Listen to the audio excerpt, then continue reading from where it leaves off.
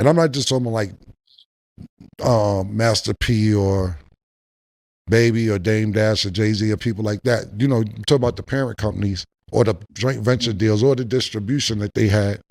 It would be people like Russell Simmons. Russell Simmons had it popping, you know what I'm saying? So I never experienced racism. You got to think about this, right? Why would they do racism? I'm talking about white people when the black people is making all the money if you're selling rap music. Cameron just said what nobody in hip-hop wants to admit about money, race, and how billionaires are made. He talks about his career, the money, the industry, and why some of the biggest names like Jay-Z got to where they are without ever running into the kind of racism you'd expect. And then he connects all of this to why somebody like Jay-Z became a billionaire in the first place. Cameron explains the system, the money, the business, and how it all lines up for certain artists while others didn't get that same leverage. He breaks it down in a way that's funny, raw, and eye-opening, showing how hip-hop itself created the conditions for these success stories. You're going to start to see the bigger picture. This isn't just about one rapper or one era in time. It's about the blueprint, the power, and the truth within the industry that most people don't talk about.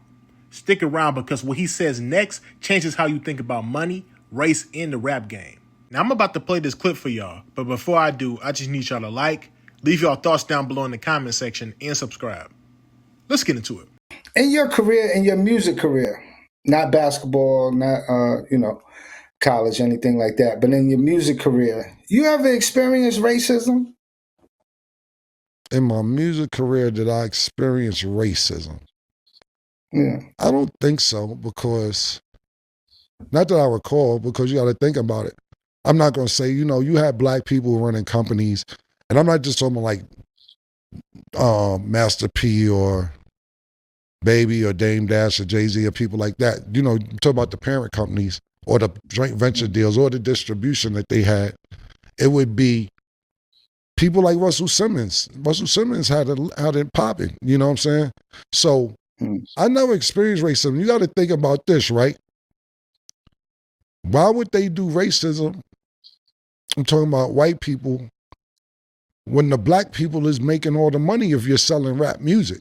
I'm not saying it wasn't white rappers, but if you're doing black music, that would be the dumbest shit in the world to be racist when the black people, when it came to rap, is doing the majority or making the majority of the money at that time. To say something racist would be dumb. So off the top of my head, no, I can't say that I did experience racism. No, like in the movie Ray, where it don't necessarily got to be at home base. It could be somewhere where they sent you to go perform or anything like that. Like Ray Charles went somewhere and they was on some straight racism shit, but just wanted him for his talent. Like you never experienced going somewhere and experiencing racism where it was like, God damn, I ain't coming back there. Thing about it, son, I'm sorry that I wasn't born when you wanted to be born in 1932 or 1947. No, son. If they're booking a rap show, that means there's gonna be a majority of rap shit there. Ray Charles, nigga. Ray Charles and Bobby Blue Bland and the rest of these niggas was performing for white people as well, the Cold Cadillac Records. When I came, said, I don't know how old you think I am, bro. Like, come the fuck on with it. You gotta stop with the shit, my nigga. You gotta stop with the, you gotta stop with the fucking 1940, 1937, 1957. Yo, but Nicky Barnes, fucking Cadillac Records, Ray Charles, yeah, like my nigga. I don't know how old you think I am. I didn't see Jesse Owens race, my nigga. I didn't see him race. I'm sorry. I didn't see Jesse Owens at the Olympics. I'm sorry, my nigga. I don't know. What the fuck you mean? Send me to a hillbilly town. This is not fair. Send me to a fucking hillbilly town to do fucking music, nigga. What the fuck? Try to be serious. What is you talking about, nigga? Like, so do we not eat in Shea Whitey restaurants? We don't eat there all the time. We don't stay in the whitest of hotels. What I'm saying is this. You never experienced racism. I never said that. You said to book me for a show on the music industry. Now, I drove through racist towns to get to the niggas. Yeah. There's been times where I drove through tails with both hands on the steering wheel, looking straight at clock, looking straight, make sure I don't do the speed limit? Absolutely. But what the fuck I look like now? You got some hillbillies, rednecks want to see me rap, nigga? I ain't changed, yo. Fuck is you, yo? You got to chill, bro. You got to chill, man. You got to stop with these years and these parentheses and thinking everything happened within a time gap, my nigga. No, I did not experience a show where the whole crowd was racist like Ray Charles. Y'all see how he flipped the question, right? I ain't asked him that. That's not what I asked him, but it's all right. Can we move on? All right, if the promoter was racist, yo, go out there and entertain. No, that's not what I said. What'd you say? All right, I said, have you ever went anywhere in your music career that you experienced racism? That's all I said. You made it about the office in Midtown. Why would they be racist? No, that's not what I asked you. In your music career, have you ever went anywhere and experienced racism? Then you said Ray Charles. Go ahead, man. Let's move on, bro. I ain't gonna circle back with you, man. No. Yeah. Sorry, I ain't performed with Ray Charles and Sammy Davis and them niggas performed that. This nigga's crazy. Cameron sparked a conversation that hip-hop fans haven't really unpacked the right way in years. So let me break this down.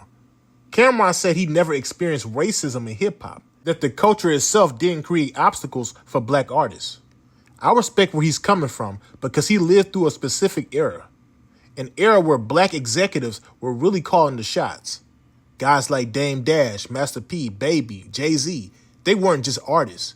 They were running labels, moving distribution, controlling budgets, and creating opportunities that didn't exist before. And I get Cam's point. When black artists and black executives are generating the bulk of the revenue, it doesn't make sense for a corporation to disrespect the very people making them millions. Hip-hop's money is real. Hip-hop's influence is real. And hip-hop's cultural power forced companies to pay attention. That part is true.